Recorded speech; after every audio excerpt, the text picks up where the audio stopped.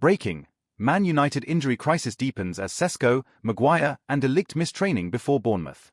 Welcome back to United Daily Updates, your most trusted source for everything Manchester United. If you haven't already, make sure you subscribe to our YouTube channel where we bring you daily updates, breaking news, and deep analysis on all things Red Devils. We are here to keep you informed with honest and reliable content that cuts through all the noise in the football world. Today we have some concerning news coming out of Carrington. 3 key Manchester United players missed training ahead of the crucial Premier League clash against Bournemouth on Monday night. Benjamin Sesko, Harry Maguire, and Matthijs de Ligt were all absent from the training session, and this could spell serious trouble for Ruben Amorim as he tries to get United back on track. The opening that has United fans worried. Imagine watching Manchester United line up against Bournemouth without 3 of your key defenders. No Sesko, who cost nearly £74 million.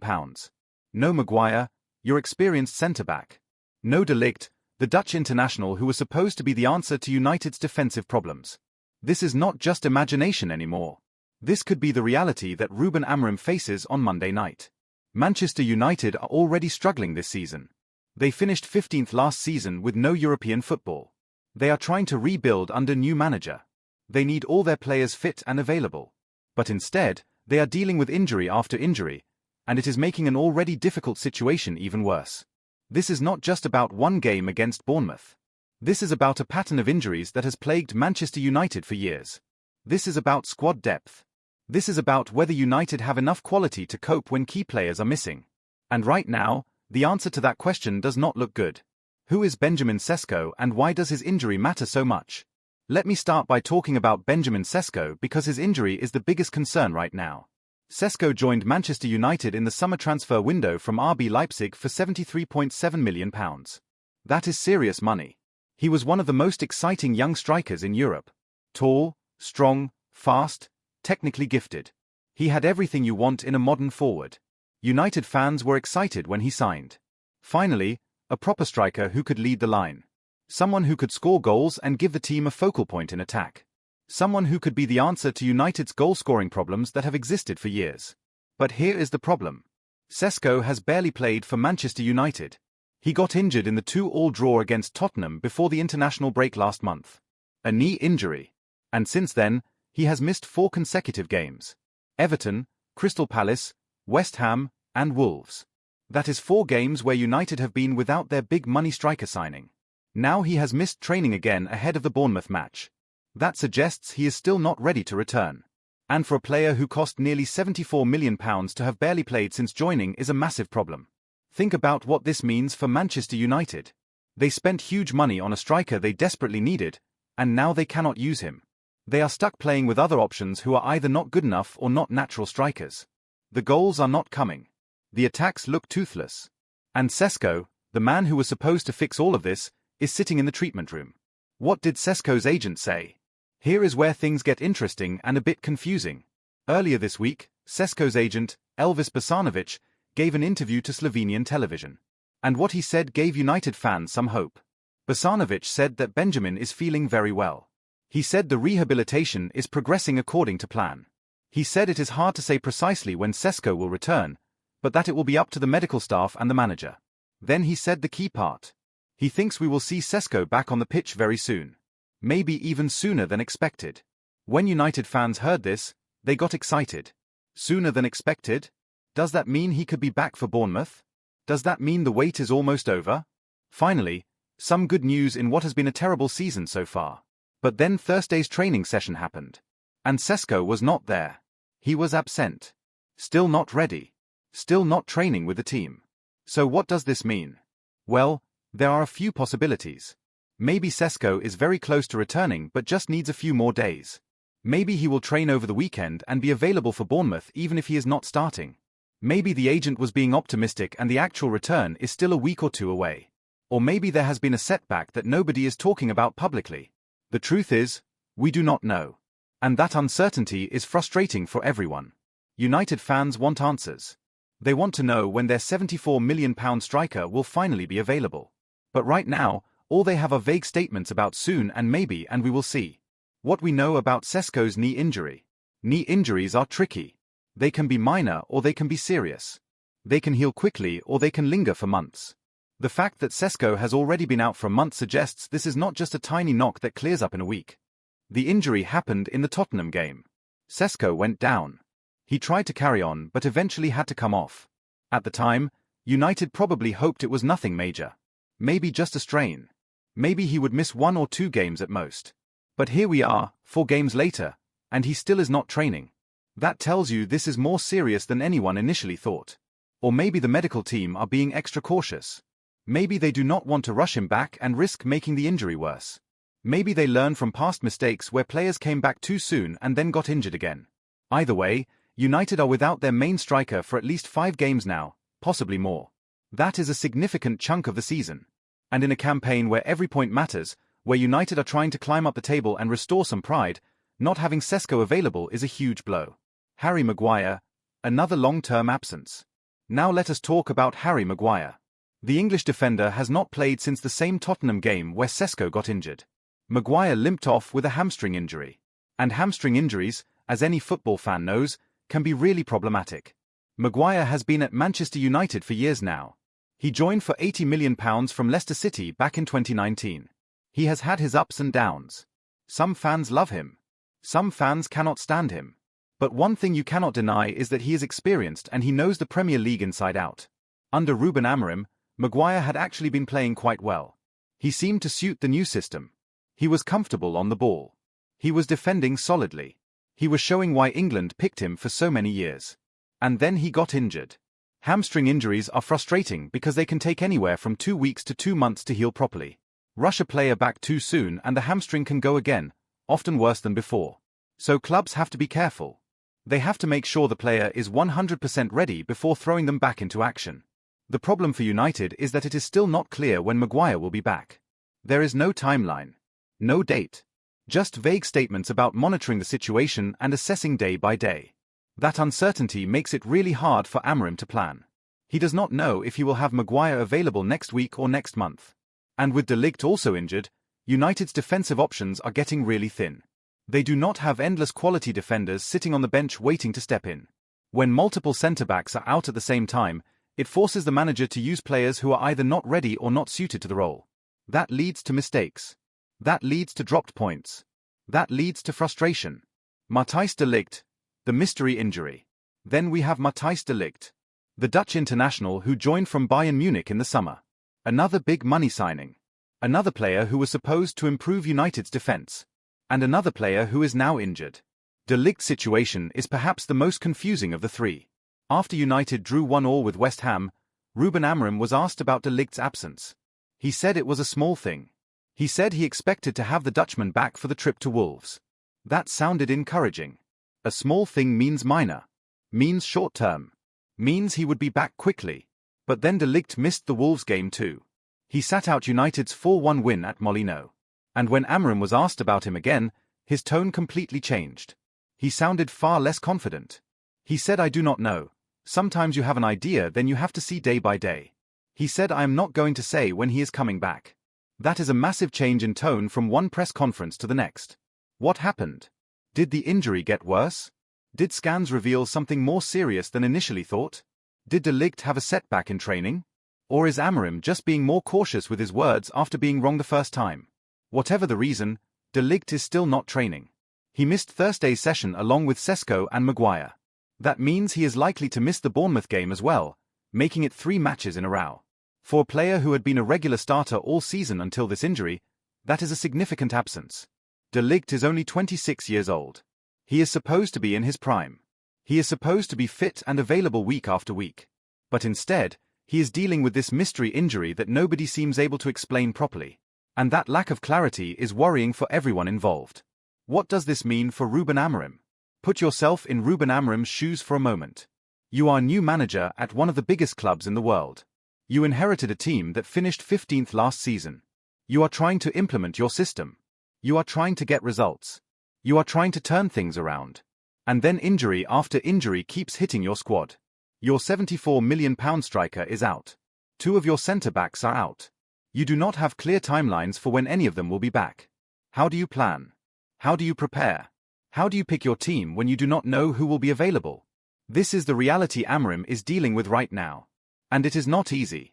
Some people might say that dealing with injuries is part of being a manager. That every team has injury problems. That good managers find ways to cope. And all of that is true.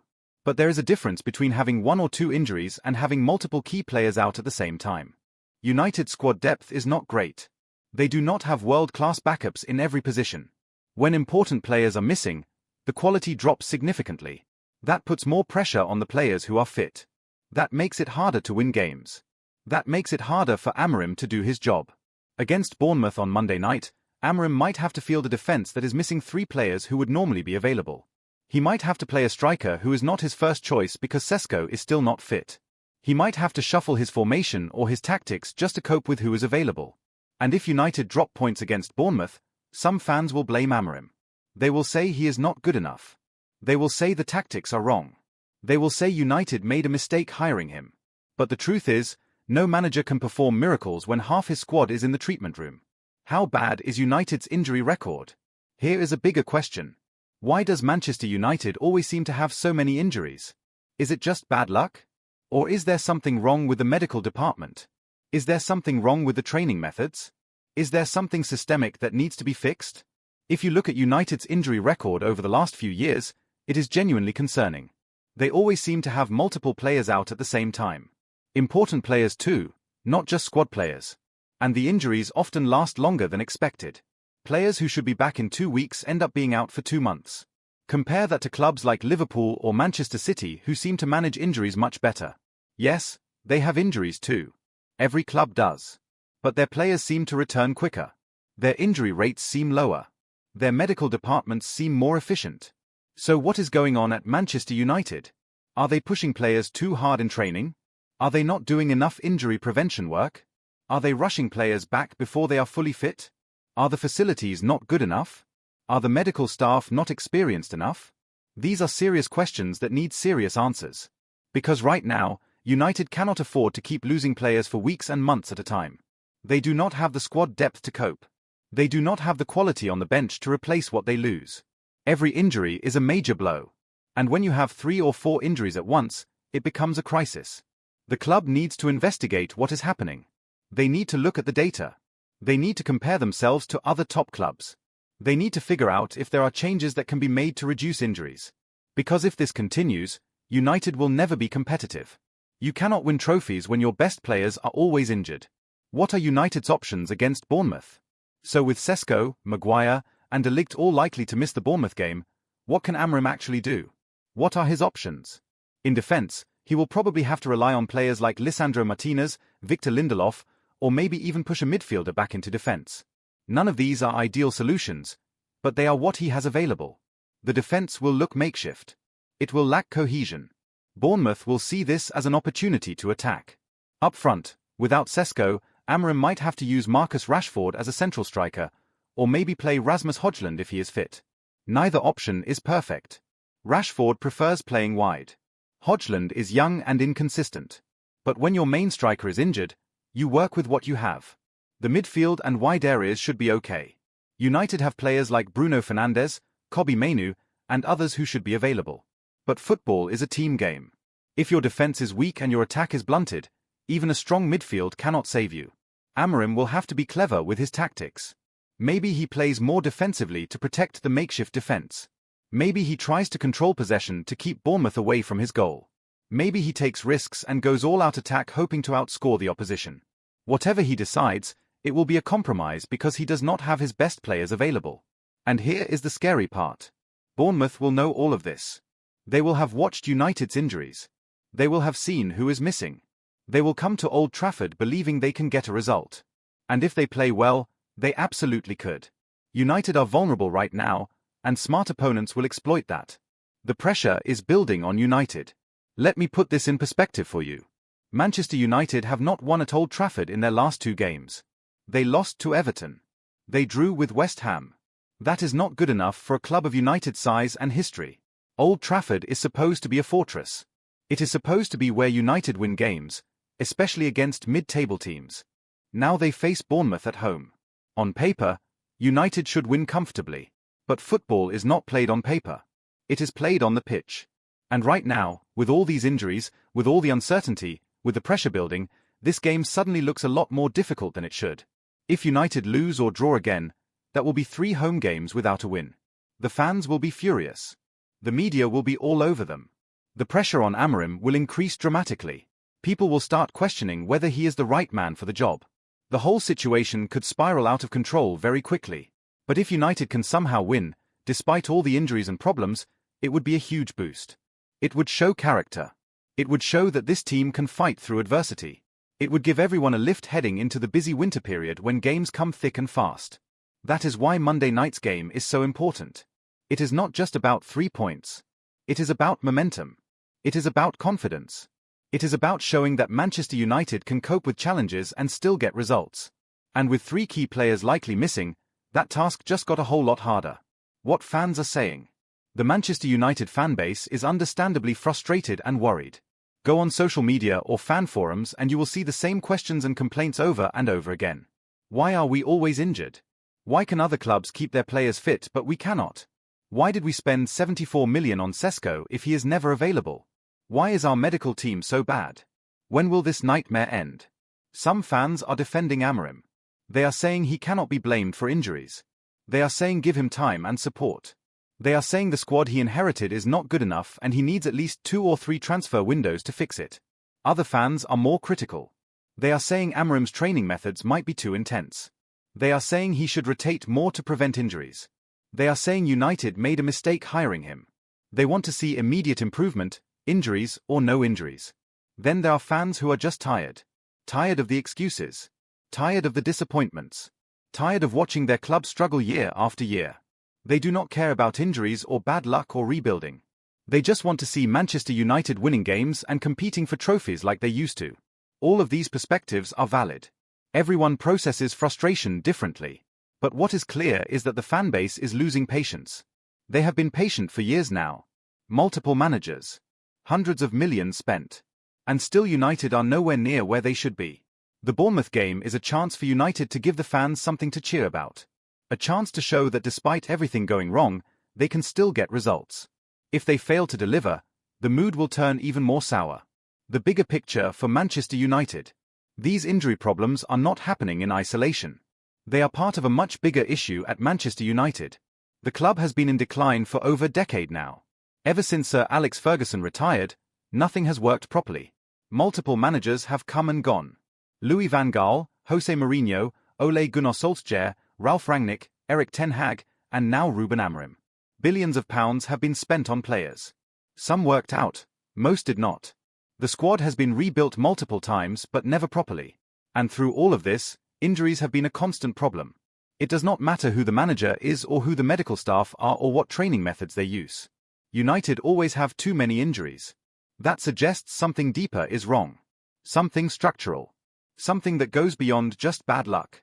Maybe it is the facilities at Carrington that need upgrading. Maybe it is the culture at the club where players are pushed too hard to perform every week. Maybe it is the recruitment where United sign players with injury histories. Maybe it is the intensity of playing for such a huge club with so much pressure and expectation. Whatever it is, United need to figure it out and fix it. Because they cannot keep going like this. They cannot keep watching their best players sit in the treatment room while the team struggles on the pitch. That is not how you build success. That is how you stay mediocre. This season was supposed to be about stabilizing. About getting back into European football. About showing progress under new manager. But with injuries mounting and results not coming, that is looking harder and harder to achieve. What needs to change? So what is the solution? What can Manchester United actually do to fix these injury problems? First, they need a full review of their medical department. Bring in independent experts. Compare their injury rates to other top clubs. Look at the data. Find out if there are patterns. Are certain types of injuries more common? Do injuries happen more in training or in matches? Are players coming back too soon? These are the questions that need answers. Second, they need to look at their training methods. Are they too intense? Not intense enough? Are players doing the right kind of conditioning work? Are they getting enough rest and recovery? Modern football is very scientific now. There are ways to monitor player fitness and prevent injuries. United need to make sure they are using all available tools. Third, they need better squad depth. When injuries happen, and they will happen, you need quality players to step in. United's bench is not strong enough. They cannot afford to keep signing one or two expensive players and ignoring the depth. They need to build a proper squad of 22 or 23 players who are all good enough to play. Fourth, they need to be more careful in the transfer market. Stop signing players with injury histories. Do more thorough medical examinations. Make sure players can handle the physical demands of the Premier League. Too often United sign someone who looks great on paper but then spends half the season injured. Fifth, they need better communication. When a player gets injured, tell the fans what the injury is, how long they will be out, and what the recovery plan looks like. The vague updates and constant uncertainty just frustrate everyone. Be honest. Be clear. Keep people informed. All of this requires investment, planning, and commitment from the top of the club. It requires the owners to care about more than just profits. It requires everyone working together towards the same goal. And based on United's recent history, that is asking a lot. But it needs to happen if things are ever going to improve. The road ahead. Looking forward, Manchester United have a tough few weeks ahead. The Christmas period in English football is brutal. Games come every few days. There is no time to rest. No time to recover properly. If you already have injury problems going into this period, they often get worse. United need to get players back fit as soon as possible. They need Sesko available. They need Maguire back. They need Ligt ready. Because without these players, navigating the busy schedule will be almost impossible. But there is also a risk of rushing players back too soon just because the fixtures are piling up. That is how you turn a 4-week injury into a 4-month injury. The medical team need to be strong. They need to resist pressure from the manager or from fans to bring players back before they are ready. Amorim needs to be smart too. He needs to rotate when he can. He needs to manage minutes carefully. He needs to protect his players from burnout and injury. That might mean resting important players in certain games even if it means a weaker team. It is better to lose one game with a rotated squad than to lose your best player for 3 months. The fans need to be patient as well, though I know that is asking a lot. Injuries are frustrating for everyone. But getting angry at the manager or the players does not help. Support is needed now more than ever. United are going through a difficult period, and they need everyone pulling in the same direction. Final thoughts. This injury crisis at Manchester United is serious. 3 key players missing training ahead of an important home game is not ideal. It puts Amorim in a difficult position. It makes winning games harder. It adds to the sense that nothing is going right at the club right now. Benjamin Sesko's continued absence is the biggest concern. United spent huge money on him and desperately need him available. Every game he misses is another game where United struggle to score goals and create chances. Harry Maguire being out long-term with a hamstring problem is not good either. Experience matters in defense, and United are losing that with him sidelined. Matthijs de Ligt's mystery injury is frustrating because nobody seems to know when he will be back or how serious it actually is. The lack of clarity is worrying. All 3 of these players are important. All 3 would be in United's strongest 11 when fully fit. Losing them at the same time creates problems that are very difficult to solve. Ruben Amorim deserves some sympathy here. He is trying to do his job with key players unavailable. That is not an excuse for poor results, but it is context that matters. Judging him harshly when he does not have his best squad available is not entirely fair. But United also need to take responsibility for why injuries keep happening. This is not bad luck. This is a pattern. And patterns suggest underlying problems that need fixing. The Bournemouth game on Monday night is huge. United need a win. They need 3 points. They need to give the fans something positive. Doing that without Sesko, Maguire, and Ligt will be tough, but it is not impossible. Other players need to step up and show what they can do. Thanks for watching and reading. Thank you so much for staying with me through this detailed look at Manchester United's injury problems ahead of the Bournemouth clash. I know it is not the most cheerful topic, but it is important that we understand what is really happening at our club. If you found this analysis helpful and informative, please subscribe to our YouTube channel United Daily Updates. We are your trusted source for everything Manchester United. We bring you daily content including breaking news, transfer updates, match analysis, and honest discussions about what is happening at Old Trafford. Hit that subscribe button and turn on notifications so you never miss an update. We are building a community of passionate United fans who want real information without the hype or the nonsense. Leave a comment below and tell me what you think. Are you worried about these injuries? Do you think United can beat Bournemouth without these 3 players? What do you think is causing all these injury problems? I want to hear from you. Share this with other United fans who need to know what is happening with the squad. The more informed we all are, the better conversations we can have. Until next time, keep supporting the Reds. Stay positive. Trust the process. And hopefully we will have better news soon about players returning to fitness. Thanks for reading. See you in the next one. Glory, glory, Man United.